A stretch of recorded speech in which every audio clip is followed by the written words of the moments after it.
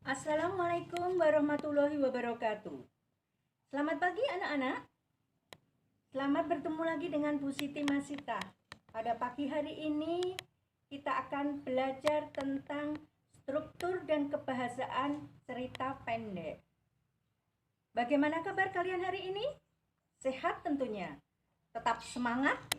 Kalau saya melihat di presensi kalian masuk semua, berarti hari ini kalian sehat dan tetap semangat mengikuti pelajaran yang akan Ibu sampaikan. Anak-anakku, kemarin atau yang telah lalu kalian belajar tentang cerpen. Apa itu cerpen? Masih ingat kan? Cerpen merupakan bentuk prosa baru yang menceritakan sebagian kecil dari kehidupan pelakunya yang terpenting dan paling menarik. Benar? Nah, di dalam cerpen boleh ada konflik atau pertikaian, tetapi tidak menyebabkan perubahan nasib pelakunya.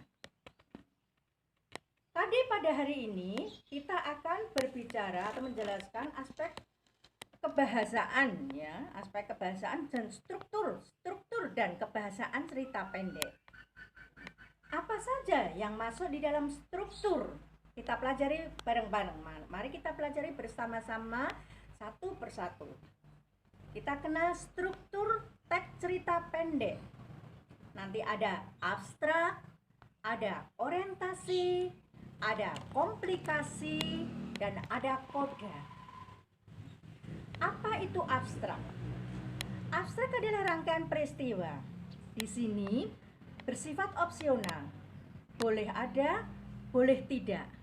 Nah, cirinya anak-anak, abstrak ini biasanya terletak di awal paragraf. Kemudian struktur yang kedua, struktur cerpen yang kedua adalah orientasi.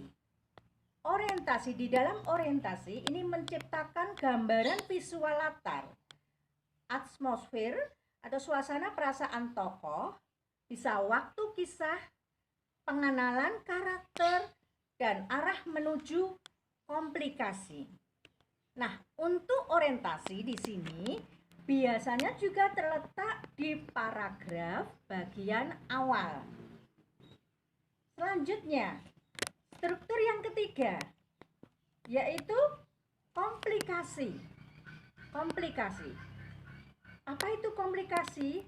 Cerita bergerak seputar konflik atau masalah yang mempengaruhi latar waktu dan karakter tokoh utama mengarah ke solusi. Di sini ada rangkaian peristiwa yang berlanjut melalui serangkaian peristiwa tidak terduga. Bisa juga sampai nanti konfliknya. Aspek selanjutnya yaitu resolusi.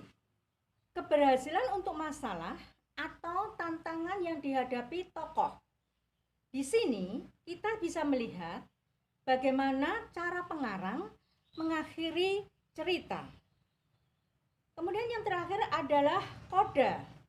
Di dalam koda ini bisa bersifat opsional, maksudnya boleh ada, boleh tidak. Di dalam koda itu berisi amanat yang berupa nilai atau pembelajaran yang ada di dalam cerpen. Itu tadi adalah struktur cerita pendek. Sudah Pak cukup jelas anak-anak? Nanti kalian untuk materi ini bisa kalian buka di link yang sudah Ibu unggah di dalam Google Classroom ya. Selanjutnya kita akan belajar tentang aspek kebahasaan teks cerpen. Apa saja itu?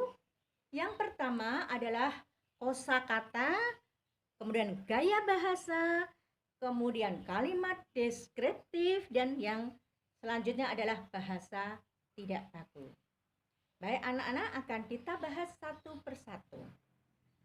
Satu, kosakata. Di dalam kosakata ini ada pemilihan diksi yang benar dan sesuai. Kalian tahu diksi itu apa? Benar, pilihan kata ya.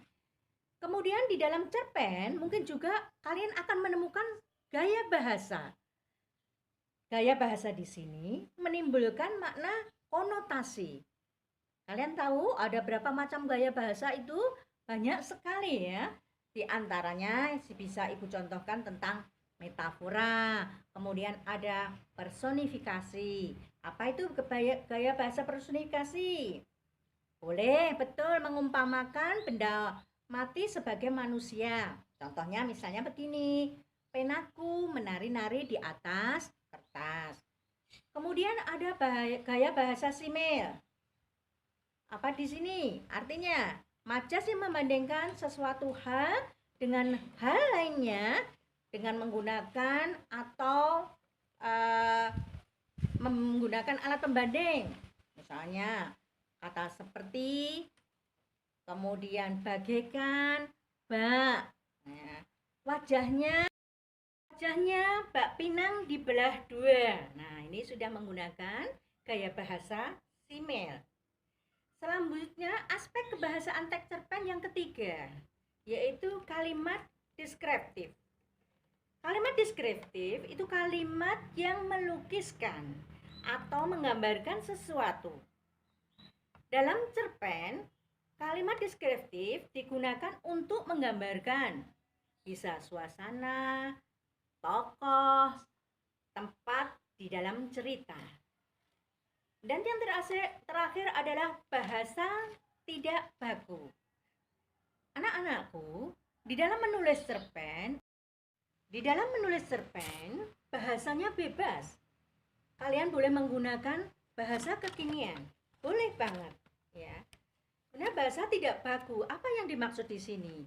Bahasanya tidak sesuai dengan kaidah kebahasaan atau tidak sesuai dengan ejaan bahasa Indonesia atau EBI. Boleh sekali, karena memang di dalam bahasa cerpen ini bebas. Kalian mau menggunakan bahasa kekinian biar menarik, boleh.